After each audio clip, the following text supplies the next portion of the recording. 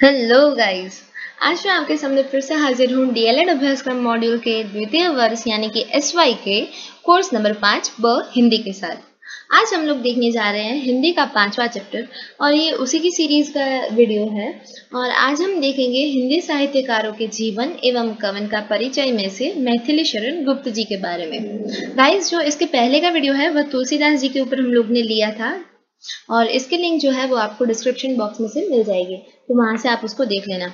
और हिंदी साहित्य के स्वरूप जो पांचों के पांचों हैं उनके लिंक भी आपको डिस्क्रिप्शन बॉक्स में से मिल जाएगी, तो उसे भी वहां से आप लोग देख लेना। ठीक है, तो शुरू करते हैं आज की वीडियो। शुरू करते हैं मैथिली शरण गुप्त जी। यहाँ पे चंद उनकी पंक्तियां दी गई हैं कि अबला जीवन हाय, तुम्हारी यही कहानी, आंचल में है दूध और आंखों में है पानी। भारतीय नारी जीवन का इतना संक्षिप्त फिर भी इतना संपूर्ण, इतना सटीक व यथार्थ वर्णन शायद ही किसी कवि ने किया हो। यथार्थ में मैथिली शरण गुप्त जी नारी जीवन के उद्गाता कवि थे। देखिए, यहाँ पे जो यह हमें पंक्तियां दी गई है, ये जो है वो इतनी अच्छी और इतनी सटीक है कि अमला जीवन हाय, तुम्हारी यही कहानी, आंचल में है दूध और आंखों में पानी। यह हमें जब भी मैथिली शरण गुप्त जी के ऊपर प्रश्न या पूछा जाए या फिर तो विस्तृत से वर्णन कीजिए, तो हमें भूले बिना ये इनकी दो पंक्तियां हैं वो लिखनी ही है। ठीक है, तो मैं फिर से एक बार बोलती हूँ, आप लोग याद कर लीजिए कि अबला जीवन हाय, तुम्हारी यही कहानी, आंचल में है दूध और आंखों में है पानी। नारी जीवन का इतना संक्षिप्त और फिर भी संपूर्ण और इतना सटीक तथा यथार्थ वर्णन शायद ही किसी कवि ने किया होगा। आगे देखते हैं कि मैथिली शरण गुप्त आधुनिक हिंदी साहित्य के एक अत्यंत प्रसिद्ध कवि थे। जनता के राष्ट्र कवि की पदवी देकर उन्हें सम्मानित किया था। देखिए, जनता ने राष्ट्र कवि की पदवी, जनता ने उनको कौन सी पदवी दी थी? राष्ट्र कवि। यह हमें यहाँ पे याद रखना है और जब भी एग्जाम में पूछा जाए तो हमें जरूर इसके ऊपर हाईलाइट करके लिखना है। ठीक है, कि राष्ट्र कवि की पदवी से उनको सम्मानित किया गया था। आगे है कि उन्होंने द्विवेद युग के सर्वोत्तम कवि माना जाता है। वह समय के साथ बदलती हुई भावनाओं के चतुर चित्रे थे। इसी के परिणाम स्वरूप उनके कार्य क्षेत्र व्यापक था। देखिए, यहाँ पे लिखा गया है कि वह समय के साथ जो बदलती हुई भावनाएं हैं उनको जल्दी से ग्रहण कर सकते थे और उन पे वे कविता लिखते थे। इसीलिए जो उनका काव्य क्षेत्र है वह बड़ा ही व्यापक था। उस समय कविता वज्र भाषा को छोड़कर खली बोली अपना रही थी। इसलिए गुप्त जी ने खड़ी बोली में लिखना आरंभ किया। देखिए, वह जो जब उनका समय था, जब कविताएं लिखी जाती थी, वह सारी की सारी पहले वज्र भाषा में लिखी जाती थी, लेकिन धीरे धीरे जो कविताएं रचने वाले थे, काव्य साहित्यकार थे, उन्होंने वज्र भाषा को छोड़कर खड़ी बोली में लिखना शुरू किया था। इसीलिए जो यह हमारे कवि हैं मैथिली शरण गुप्त जी, उन्होंने भी खड़ी बोली में ही लिखना आरंभ किया। इतना ही नहीं, सरल और सुबोध भाषा प्रयोग के यह सिद्ध कर दिया कि कविता खड़ी बोली में भी लिखी जा सकती है एवं खड़ी बोली काव्यानुभूति वहन करने में सक्षम है। यह गुप्त जी का ऐतिहासिक प्रदान है। ठीक है, उन्होंने यह सिद्ध कर दिया खड़ी बोली में कविताएं रचने के द्वारा कि जो यह खड़ी बोली है वह काव्यानुभूति वहन करने में संक्षिप्त है। ठीक है, और यह है उनका ऐतिहासिक प्रदान। आगे उनका देखते हैं जीवन परिचय। चिरगांव जिले के झांसी में संवत 1943 श्रवण शुक्ला तीसरे सोमवार यानी कि 13 अगस्त 1886 को गुप्त जी का जन्म हुआ था। देखिए, संवत देखी जाए तो 1943 है और अगर ईस्वी सन देखी जाए तो 1886 हुई है। ठीक है, 13 अगस्त 1886 को उनका जन्म हुआ था। पिता शेठ रामचरण चिरगांव के धनी मानी वैश्य थे। देखिए, उनके पिता का जो नाम है वह रामचरण और वे चिरगांव के धनी मानी वैश्य थे। वे व्यापार करते थे और सीताराम की भक्ति में लीन थे। देखिए, उनके पिता क्या करते थे? व्यापार करते थे। काव्य रचना का भी उन्हें शौक था। यही कवित्व प्रतिभा और राम भक्ति गुप्त जी को पैतृक देन में मिली थी। देखिए, वे कविता प्रतिभा और राम भक्ति गुप्त जी को पैतृक में यानी कि उसके पिता के द्वारा से उनको मिली आ रही थी। पिताजी की देख रेख में गुप्त जी भी छंद रचना करते। पिता ने उनकी एक छंद को पढ़कर आशीर्वचन कहे थे, तू आगे चलकर हमसे भी 1000 गुनी अच्छी कविता करेगा। पिता का यह आशीर्वाद अक्षरशः सत्य हुआ। देखिए, यहाँ कहा गया है कि सबसे पहले उनके जन्म का स्थल दिया गया कि चिरगांव जिले का झांसी नामक जो गांव है वहां पे उनका संवत 1943 श्रवण शुक्ल तीसरा सोमवार यानी कि 13 अगस्त 1886 को गुप्त जी का जन्म हुआ था। उनके पिता का नाम रामचरण शेठ रामचरण है और वे धनी मानी वैश्य थे। वे व्यापार करते थे और सीताराम की भक्ति भी करते थे। यही कवित्व और जो कवित्व की प्रतिभा और राम भक्ति है वह गुप्त जी को पैतृक में यानी कि अपने वारिस में ही मिली थी। एक बार जो गुप्त जी ने एक बार जब गुप्त जी ने एक छंद की रचना की और उनको पढ़कर उनके पिता ने उन्हें यह आशीर्वाद दिया कि तू आगे चलकर हमसे भी 1000 गुनी अच्छी कविताएं करेगा, और जो यह आशीर्वाद उनके पिता ने दिया था वह अक्षरशः सत्य भी हुआ। आगे देखते हैं कि चिरगांव में प्रारंभिक शिक्षा प्राप्त करने के उपरांत गुप्त जी झांसी के मैकडॉनल्ड हाई स्कूल में प्रविष्ट हुए। देखिए, उनकी जो प्रारंभिक शिक्षा है वह चिरगांव में ही हुई थी और झांसी के मैकडॉनल्ड हाई स्कूल में उनको प्रवेश दिया गया, पर वे वहां पढ़ने की अपेक्षा खेल कूद अधिक। फलतः 2 वर्ष पश्चात ही गुप्त जी को चिरगांव लौट आना पड़ा। घर पर ही एक पंडित संस्कृत पढ़ाते, साथ साथ चक्कई फिराने और पतंग उड़ाने का भी उन्हें खूब शौक था। बुद्धि बहुत तीव्र थी, इसलिए पाठ याद करने में गुप्त जी को अधिक समय नहीं देना पड़ता था। आल्हा पढ़ने में गुप्त जी को बड़ा आनंद आता था। आल्हा पढ़ते समय गुप्त जी को न खाने की सूझ रहती न पीने की। इस बीच वे मुंशी अजमेरी के संपर्क में आए। वे गुप्त जी को कहानियां सुनाते और कहानियां कंठाग्रह कराते। अजमेरी स्वयं अच्छे कवि थे, यानी कि मुंशी अजमेरी की जो यहाँ बात की गई है वह स्वयं ही अच्छे कवि थे। उनके प्रभाव से गुप्त जी की काव्य प्रतिभा को बल मिला। वे अब दोहे छपाइयों में रचना करने लगे और कलकत्ते से निकलकर वे वैश्योपकारक पत्र में उनकी रचनाएं प्रकाशित हुई। देखिए, ये जो हमने दूसरा पैराग्राफ पढ़ा उसमें कहा गया है कि गुप्त जी की जो प्रारंभिक शिक्षा है वह चिरगांव में हुई और उसके बाद उनको झांसी के मैकडॉनल्ड स्कूल में भर्ती करवाया गया, लेकिन वहां पे वह पढ़ते कम और खेलकूद ज्यादा करते थे। इसके फलस्वरूप उनको वहां से 2 वर्ष के बाद फिर से चिरगांव आना पड़ा और घर में ही एक पंडित उनको संस्कृत पढ़ाते थे। वह पढ़ने में बहुत ही होशियार थे और उनका जो ये शौक है वह चक्कई फिराने का और पतंग उड़ाने का बहुत था। बुद्धि तीव्र होने के कारण उनको कुछ भी याद करने में अधिक समय है वह नहीं लगता था। आल्हा पढ़ने में उनको बड़ा ही मजा आता था और आल्हा पढ़ते समय उनको न तो खाने की सूझ रहती थी न पीने की सूझ रहती थी। उसी बीच मुंशी अजमेरी के संपर्क में वे आए और मुंशी अजमेरी गुप्त जी को कहानियां सुनाते थे और उनको कंठग्रह भी करवाते थे। मुंशी अजमेरी जो है वह बहुत ही अच्छे कवि भी थे और जो गुप्त जी के अंदर काव्य प्रतिभा थी उनको मुंशी जी के संपर्क में आते बल भी मिला था। आगे है कि आचार्य द्विवेदी जी जब झांसी के रेलवे दफ्तर में चीफ क्लार्क थे, गुप्त जी अपने बड़े भाई के साथ उनसे मिलने गए।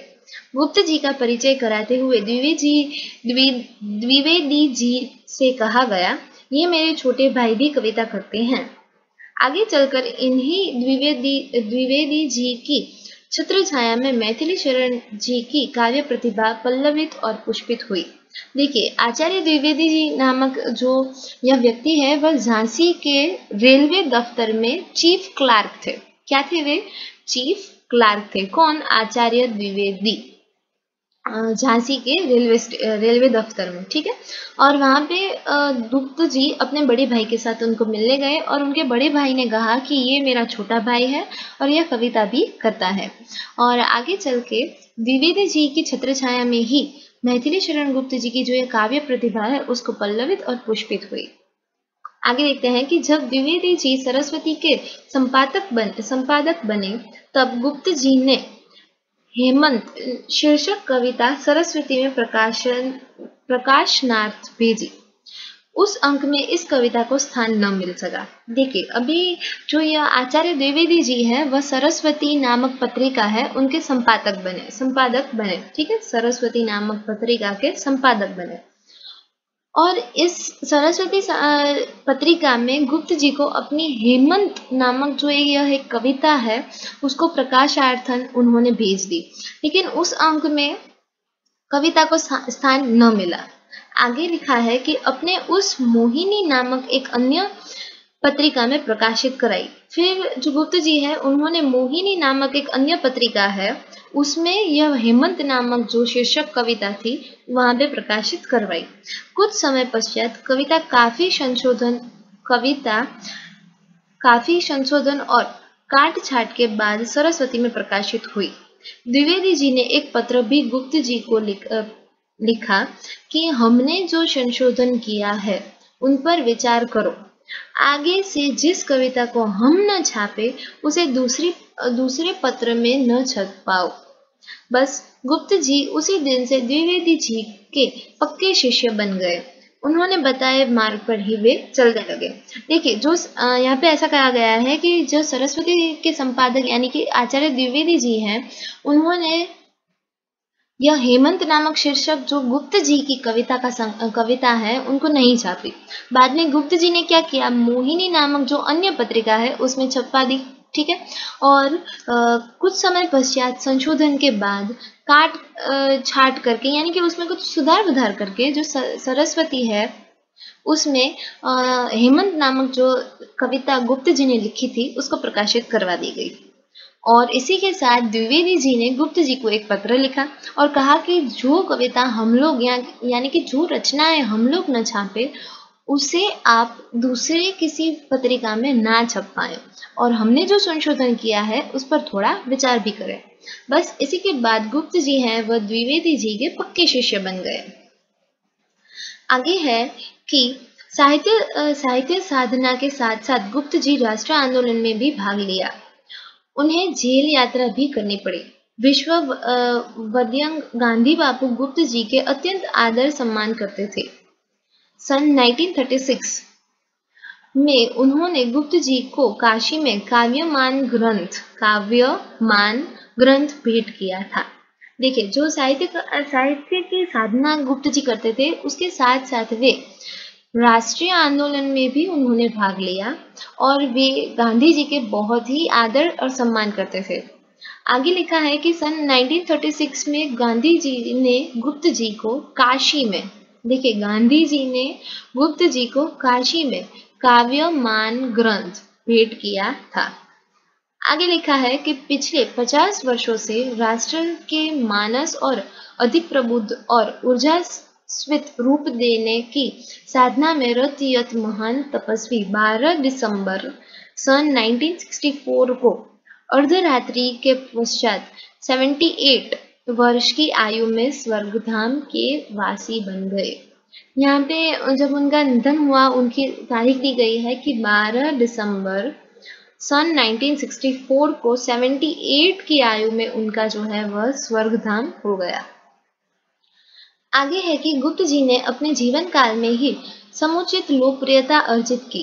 राष्ट्र ने उनकी साधना के अनुरूप उनको सम्मान दिया, आदर मान दिया। हिंदी संसार में उन्हें साहित्य वाचस्पति की उपाधि से विभूषित किया।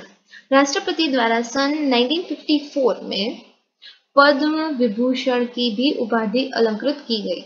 सन 1952 में एवं 1954 में राज्यसभा के सदस्य मनोनीत किए गए। प्रयाग, आगरा एवं वाराणसी विश्वविद्यालयों में उन्हें डॉक्टर ऑफ लिटरेचर की मानद उपाधि भी दी गई। यहाँ भी देखिए उनकी उपाधियां का वर्णन किया गया है एवं साल भी दी गई है कि सन 1950 देखिए सबसे पहले तो है कि सन 1954 में पद्म विभूषण से उनको अलंकृत किया गया। फिर 1952 और 1954 की जो राज्यसभा है उनका सदस्य बनाया गया और प्रयाग, आगरा एवं वाराणसी विश्वविद्यालयों ने उन्हें डॉक्टर ऑफ लिटरेचर की मानद उपाधि भी दी। तो यहाँ पर हमने मैथिली शरण गुप्त जी का जीवन का परिचय है वो समाप्त किया। आगे देखते हैं कवन का परिचय। गुप्त जी का साहित्य बड़ा विशाल और विभिन्न है।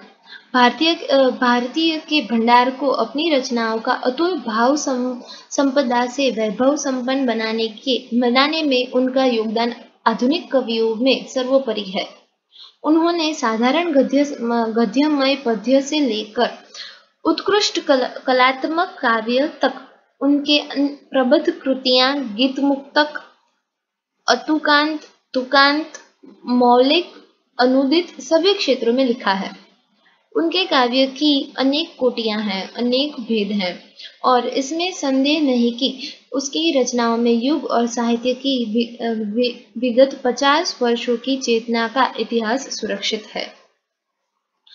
अभी देखिए उनकी जो कवन यानी कि उनकी जो रचनाएं हैं वह 3 भागों में दी गई है। सबसे पहला है काव्य, दूसरा है गीति नाटक और तीसरा है अनुदित। सबसे पहले जो काव्य है उसमें 35 दिए गए हैं नाम। सबसे पहला है रंग में भंग, जयद्रथ वध, पद्य प्रबंध, भारत भारती, शकुंतला, पत्रावली, वैतालिक, किसान, पंचवटी, स्वदेशी संगीत, हिंदू, शक्ति, त्रिपथगा, विकट भट्ट, गुरुकुल, झंकार, साकेत, यशोधरा, द्वापर, सिद्धराज, मंगल घाट, नहुष, कुणाल गीत, अर्जन और विसर्जन, काबा और करबला, विश्ववेदना, अजित, प्रदक्षिणा, पृथ्वीपुत्र, हिडिंबा, अंजलि और अर्ध्य, जय भारत, युद्ध, राजा प्रेम और विष्णुप्रिया।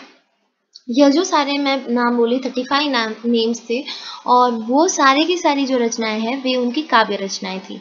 आगे बढ़ते हैं। आगे है कि गीति नाट्य, उसमें है सबसे पहला चंद्रहास, तिलोत्तमा और अनध्य। ये 3 उनके गीति नाटक है। फिर से दोहराती हूँ, चंद्रहास, तिलोत्तमा और अनध्य।